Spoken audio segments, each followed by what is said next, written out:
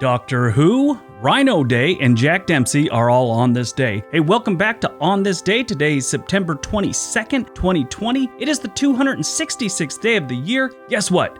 We only got 100 days left in 2020. It is the 38th Tuesday of 2020, and it is the first day of fall. There's 90 days till winter. Today is World Rhino Day.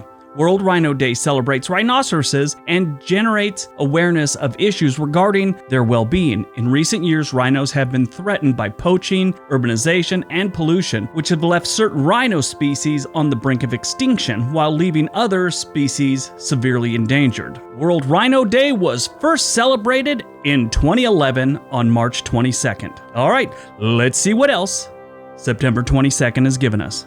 1896, Queen Victoria surpasses her grandfather, King George III, as the longest reigning monarch in British history. She reigned for 63 years and 7 months in total, whereas King George ruled for 59 years and 96 days. Today, Queen Elizabeth is the longest reigning monarch, taking rule at the age of 25, making her the longest reigning monarch at 68 years currently. Still counting. She's going strong. 1910, the Duke of York Picture House opens in Brighton. Now, the oldest continually operating cinema in Britain. It houses one single screen with 278 seats, including a luxury balcony. Originally, this thing sat over 800 people, but times change and they wanted to add a cafe and a bar and concessions and all that stuff. So now it's just 278 out of 800. But in 2012, it was voted the best cinema in the United Kingdom. 1910, you gotta love that. I've never been, but I'm sure it's beautiful. 1919, the steel strike of 1919 begins in Pennsylvania before spreading across the United States. They were seeking better wages and more jobs for skilled workers. Thing was this, they didn't need the skilled workers anymore. Technological advances had slashed a number of the skilled worker jobs in the steel industry. It wasn't as much an art form as it was before this. It was now a mass-produced product. Sort of like furniture. Back in the early 1900s, late 1800s, furniture was a true art form. And then, they started mass-producing it and you didn't need artists making furniture. Same thing with steel. It was a very complicated process before certain technological advances made it, anyone could do the job.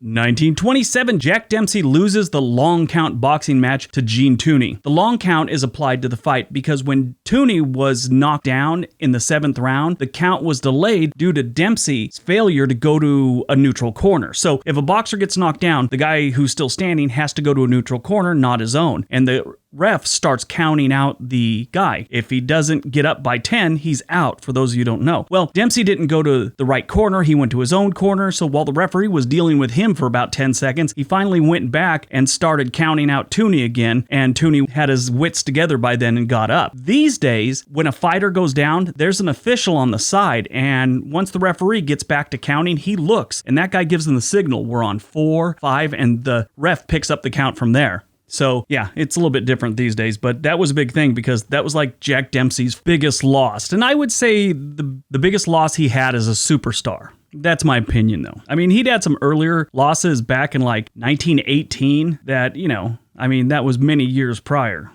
1975, Sarah Jane Moore tries to assassinate U.S. President Gerald Ford, but is foiled by the Secret Service. Moore had been evaluated by the Secret Service in 1975, but agents decided that she wasn't a real danger or anything like that. She was released from prison in December of 2007 after serving 32 years. Moore and Lynette Squeaky Fromm are the only two women to have attempted to assassinate an American president. Both of their attempts were on Gerald Ford, and both took place in California within 3 weeks of one another. Now, Moore was pretty much just a nut job, and Squeaky Fromm was a Manson follower. So yeah, she was a nut job too. 1979, a bright flash resembling the detonation of a nuclear weapon is observed near Prince Edward Island in Canada. Its cause is never determined. Some of the information about the event remains classified. Yeah, so there was a big explosion or a big flash, and they, don't really tell us what happened. Today, most independent researchers believe that the 1979 flash was caused by a nuclear explosion. Why someone would be setting off a nuclear weapon there is, still up for debate. That's really what happened. Was it testing? Were they transporting one that went off? What's the deal? 1993, a barge strikes a railroad bridge near Mobile, Alabama, causing the second deadliest train wreck in the history of the United States, killing 47 people. The only one that was worse, that lost 48 people, was the Newark Bay rail accident in 1958. This was caused by the displacement of a span and deformation of a rail when a barge collided with the rail bridge 8 minutes earlier. Now, what's interesting about this is a couple things. One, the pilot of the boat went down the wrong channel. It was an unnavigatable channel, I guess. He couldn't read his radar. He wasn't trained properly on it and was going by a sight. Well, it was heavy fog. He runs into the bridge, backs up, and goes on his way. Now, it was only 8 minutes, so he really didn't have time to warn anyone, and I'm not sure if he knew how much damage was done, but the train comes along, hits it, and just flies off into the water. And like I said, killed 47 people. And what really sucks about this, the train had a delay in New Orleans and was about 30 minutes behind schedule. So if they hadn't been delayed, they would have been past it by the time the barge hit, and this whole thing wouldn't have happened. But, you know, the butterfly effect, things happen. Movies and TV on September 22nd. Now, this is a big day because it's the fall television season right now, and this is normally when a lot of shows are released, and you would not believe all the cool ones released on September 22nd. Here we go. 1982, Family Ties. Michael J. Fox and Justine Bateman. Love that show. Baywatch, never a big fan, but I recognize that it was pop culture at its finest. And Family Matters premiered the same day. 1994, we got Friends. Who didn't love Friends? I think I've watched a total of 20 episodes. Maybe that. Maybe not. I still liked it. 1999, West Wing. Never watched it. Looks good.